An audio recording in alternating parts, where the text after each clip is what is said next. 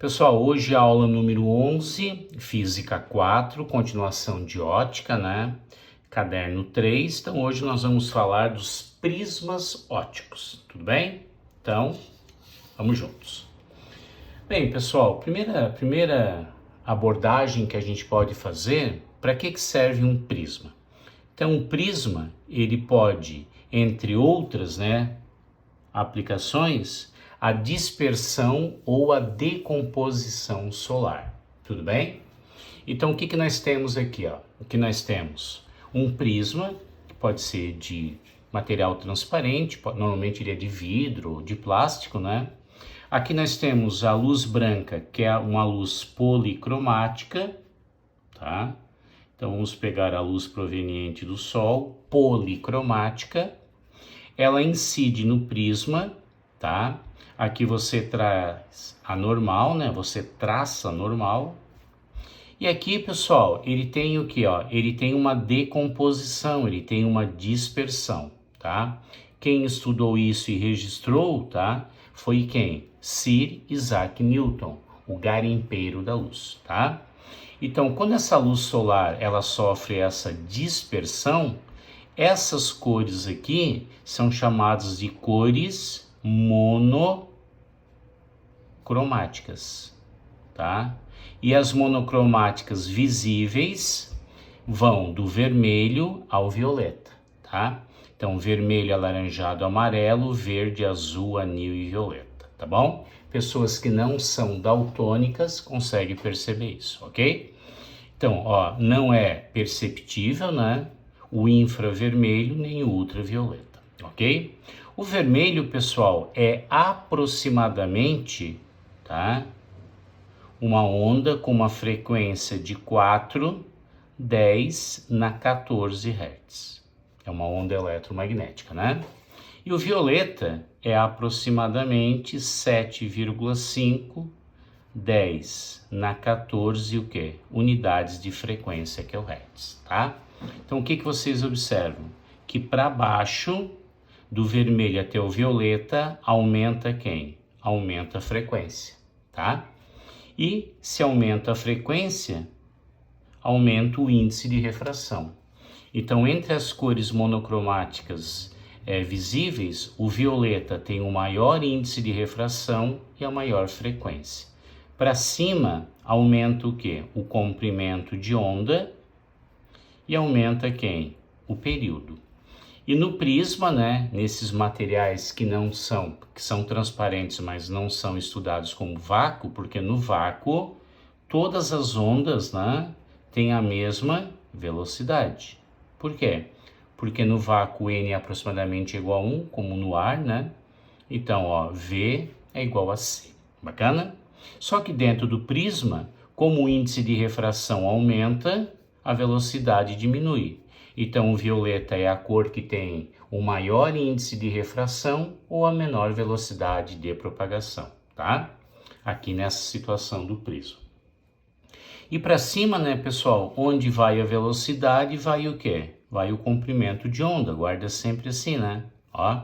Então, a velocidade para cima, ela aumenta. Então, dentre as cores visíveis no prisma, o vermelho é que tem a maior velocidade. Tudo bem? Quando a gente fala de decomposição, a gente sempre lembra de quem? Do arco-íris. Ó, o arco-íris, né? Então, o arco-íris, ele tem o quê? Ó? Ele tem vários fenômenos para explicar o quê? A cor que você tem. Então, aqui nós temos o quê? Ó? Vermelho, alaranjado, amarelo, verde, azul, anil e violeta. Essas cores. Então, aqui ele reflete e aqui é o contrário, né? O vermelho está aqui, o violeta está lá. Então, vamos chamar esse pontinho de A, esse de B e esse de C. O que acontece no A? No A, pessoal, nós temos dois fenômenos. Primeiro, a entrada da luz na gota, que é uma refração. Nós temos uma refração. Então, na hora que a luz entra na gota, perde velocidade, né? E nós temos seguido de quem? De uma separação da policromática, que é chamada de dispersão. Tudo bem? Aí o raio vai lá no interior da gota, então no ponto B nós temos uma reflexão total interna, tá? Ele reflete e no ponto C nós temos uma segunda refração. Então esses são o quê? Os fenômenos que nós temos de Que nós temos para que a luz policromática, nesse caso a luz solar, quando ela entra no prisma, ela sofre uma refração aqui, uma refração aqui. Internamente nós temos uma reflexão interna total, ok?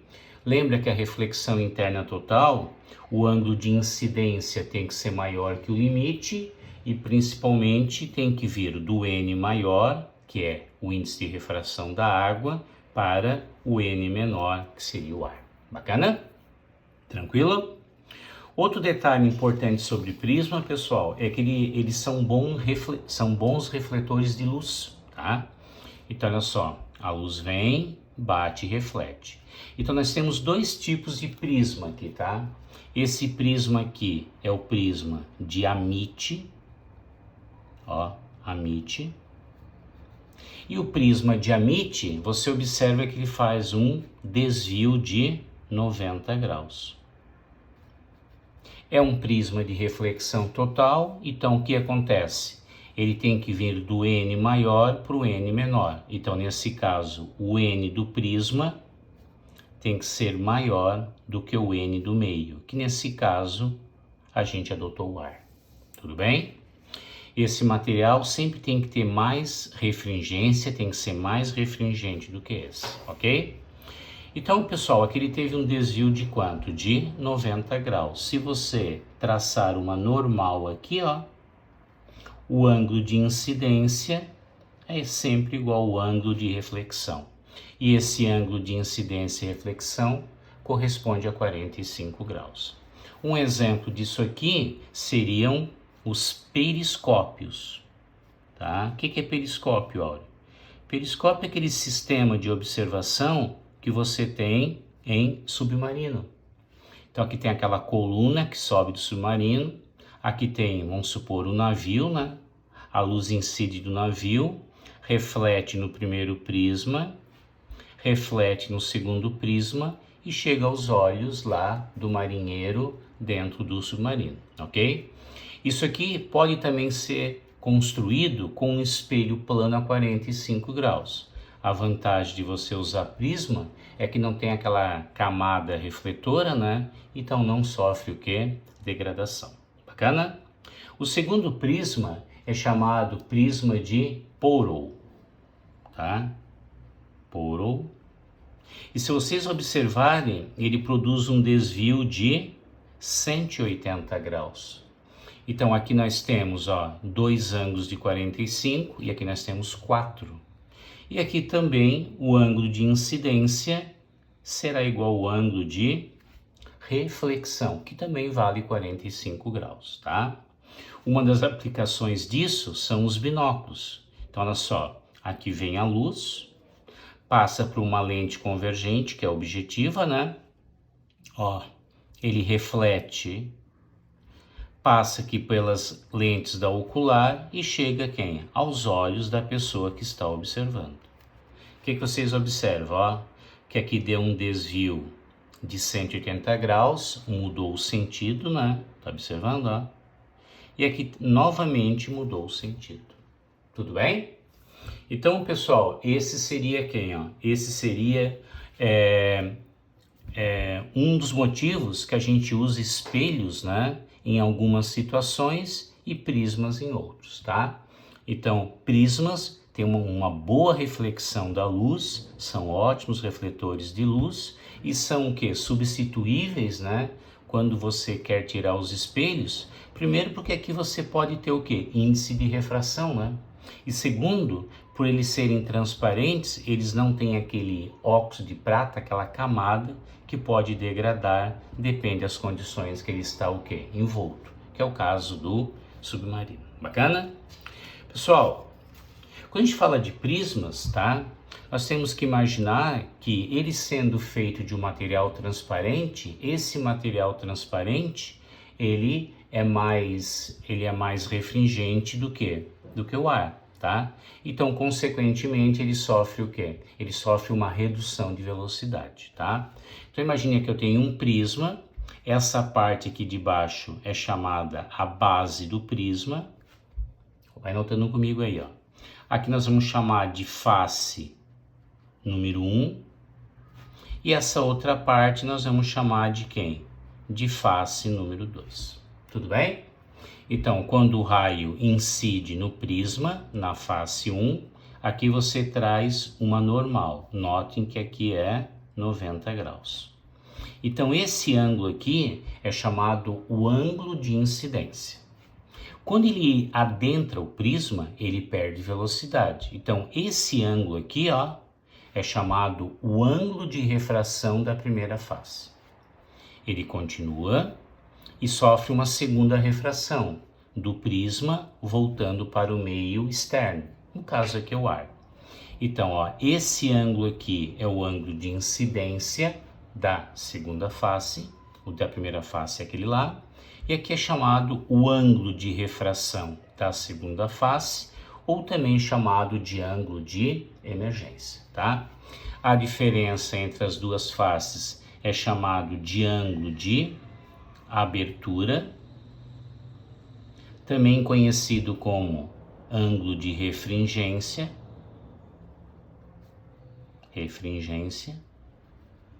Tudo bem? E uma coisa que eles cobram é qual foi o desvio angular. É angular. Lembra que lá nas lâminas de face paralela era um desvio lateral. Então, gente, ó, isso aqui era para ter ido, ó, em linha reta. Deixa eu dar uma grifada aqui com o marcador, ó. Se você imaginar, aqui também tinha que ir em linha reta, né? Só que ele sofre um desvio em função da refração. Então, esse ângulo aqui, ó, é chamado de o ângulo do desvio angular. Então, esse é o ângulo do desvio angular. Ok? Então, aqui do ladinho, eu vou, ó, enumerar o que é importante a gente guardar. Então, vamos chamar isso aqui, ó, de A, aqui de B e aqui de C. Então, A e C é ar e B é o vidro, tá? Então, guarda, ó, a velocidade da luz em A é igual à velocidade da luz em C, do ar voltou para o ar, que ela é maior do que a velocidade da luz dentro do vidro. Quebrei, tá? Então, guarda. Dentro do prisma, ele perde velocidade. Então, lembra, né? Se ele perde velocidade, ele aproxima da normal. Tudo bem? Então, guarda, pessoal, ó. Velocidade é o comprimento de onda vezes a frequência. Então, o que acontece? Ó, como a frequência é a mesma, vamos supor aqui é azul, é azul, então isso aqui é diretamente proporcional. Então, o comprimento de onda de A é igual ao comprimento de onda de C, que é maior que o comprimento de onda de B. O que não muda? Não muda a frequência. Então, a frequência de A é igual à frequência de B, que é igual à frequência de C. Se não muda a frequência, não muda também o quê? O período, que é o tempo de oscilação, de uma oscilação completa, de um ciclo. Então, ó, o período de A é igual ao período de B, que é igual a quem? O período de C. Lembra que aqui dentro ele aproxima da normal e depois ele afasta da normal, ó, tá? Então, o índice de refração de A é igual ao índice de refração de C, que é menor do que o índice de refração do vidro que eu chamei de B. Então, lembra que N é igual a C sobre quem? Sobre V. Bacana? Dá pra gente calcular esse desvio? Dá, tá? Então é bem fácil, ó. O desvio é a soma dos ângulos externos, que é o ângulo de incidência da primeira face, e o ângulo de emergência, ou o ângulo de refração da segunda, descontado do ângulo interno. que é o ângulo de abertura. Então guarda, ó, o desvio, que é essa diferença dos pontilhados, né? É a soma dos ângulos externos, incidência da primeira face e emergência da segunda, menos o ângulo de abertura ou ângulo de refringência, ok? E o ângulo de abertura é sempre a soma, né? Dá pra gente fazer por uma semelhança de triângulos aqui, né? É a soma do ângulo de refração da primeira face. Vamos escrever aqui, ó. Então, esse é o ângulo de refração da face 1, mais o ângulo de incidência, ó, o ângulo de incidência da face 2, ok? Outro detalhe importante, né, pessoal? Como a gente está tendo uma refração, eu posso, Áureo, sei lá, calcular o R1 ou o I1 ou o R2 ou o I2? Pode, tá? Por quê? Porque toda vez que ele sofre uma refração, é aplicável quem? A lei de Snell. Então, ó, o seno de I vezes aonde ele incidiu será igual a quem? Ao seno de R vezes aonde ele refratou. Isso aqui o que é? Uma constante. Tá? Então, ó, aplicando na primeira face, seno de I, que é esse aqui, vezes onde ele incidiu, esse meio, vamos imaginar que fosse o ar, é igual ao seno de R vezes aonde ele refratou, que nesse caso é o vidro. Então, eles podem perguntar, por exemplo, qual é o índice de refração desse vidro? Dando quem? Dando esse ângulo e esse, tá? Mas eu posso aplicar daqui para cá também, ó. Então, quem é o seno de I agora? R2. Onde ele está incidindo? No vidro? Então, isso aqui seria quem? O índice de refração do vidro. Será igual a quem? Ao seno de refração, que é o I2, que ele está refratando aqui, vezes o N2, que é esse meio, nesse caso, o ar. Bacana? Tranquilo? Então, ó, anota bem esses detalhes das grandezas ondulatórias, né? Que é fundamental, ok?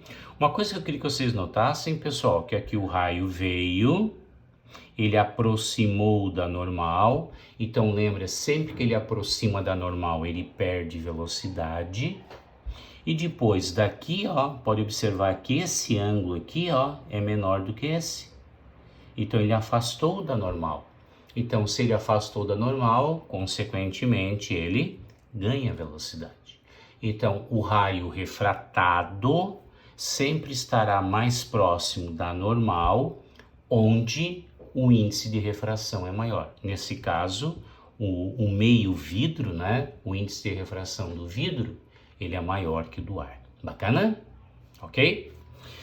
Eu queria chamar a atenção de um caso particular. Então, gente, ó, aqui, ó, ele é inclinadinho, tá vendo, ó? Agora, dá uma olhadinha nesse aqui, ó. Ó, tá vendo, ó? Deixa eu ver aqui para vocês, ó. Aqui é inclinadinho e lá ele é retinho, tá?